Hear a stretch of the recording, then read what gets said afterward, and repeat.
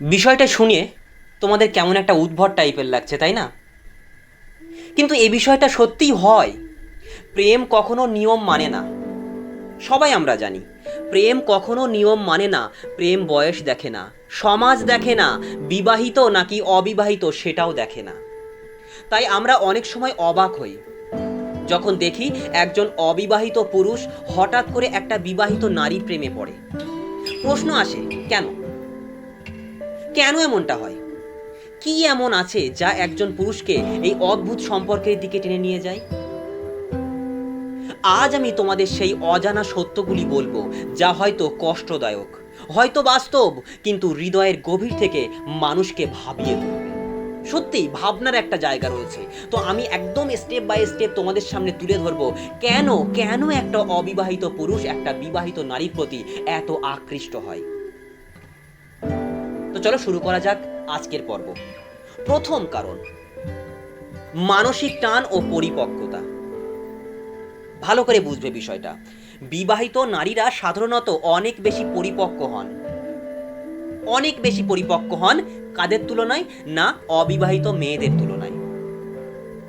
বিবাহিত বিবাহিত নারীদের কথাবার্তা, অভিজ্ঞতা, বোঝার ক্ষমতা সবকিছুতেই একটা গভীরতা থাকে। অবিবাহিত পুরুষ যখন এই ধরনের পরিপক্কতার ছোঁয়া পায়, তখন সে অবশ্যই আকৃষ্ট হয়। কারণ অল্প বয়সী বা অবিবাহিত নারীদের তুলনায় বিবাহিত নারীরা অনেক বেশি বোঝাতে ও মানিয়ে নিতে পারে।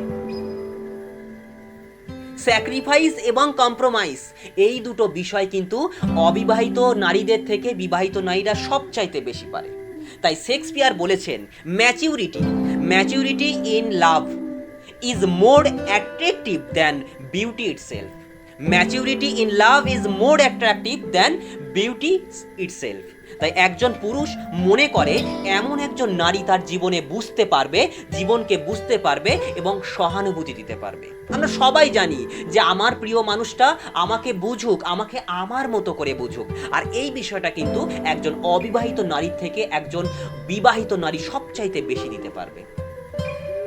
দ্বিতীয় কারণ, খুব ভালো করে বোঝো, যত্ন ও মায়ার অভাব পূরণ।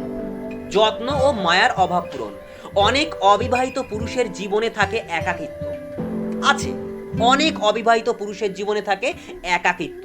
তারা খোঁজে এমন একজনকে যে তাকে নিখাদ মমতা দেবে, ঠিক যেমন মায়ের মতো করে, আবার প্রেমিকার মতো। বিবাহিত নারী সেই জায়গাটা অনেক সময় পূরণ করে ফেলে।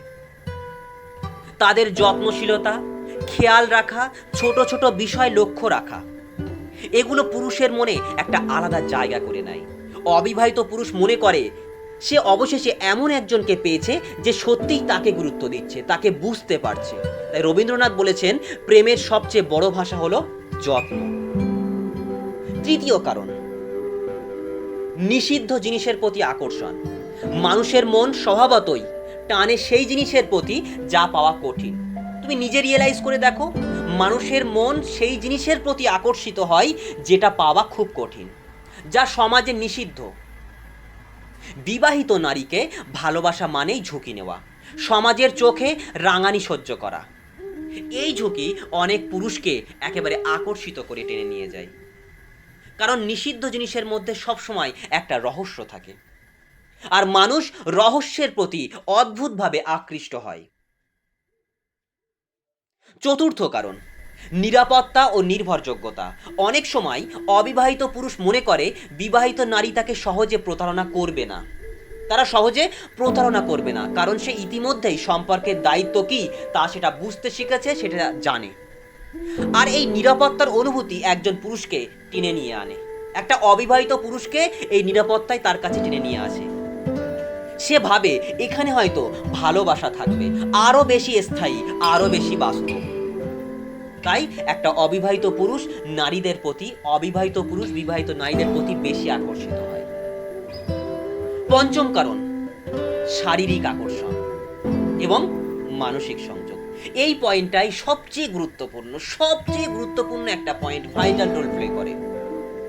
মানুষ ভাবে অবিবাহিত পুরুষ শুধু শারীরিক কারণে টানে, কিন্তু সত্যি হলো এটা অনেক বেশি মানসিক সংযোগের বিষয়।